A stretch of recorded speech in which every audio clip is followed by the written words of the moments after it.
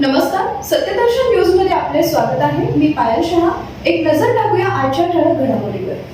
राज्यात पाऊस लांबला, पारा चढला. पाऊस लांबल्यानं राज्यातील अनेक भागात तापमानाचा पारा वाढलाय.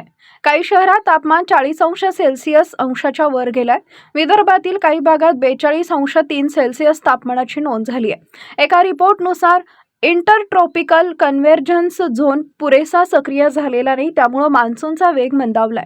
प्रशांत महासागरातही एल निनोची परिस्थिती निर्माण झाल्यानं आगामी काळात दीर्घकाळ कोरडा दुष्काळ किंवा असमान पाऊस पाहायला मिळण्याची शक्यता व्यक्त केली जाते.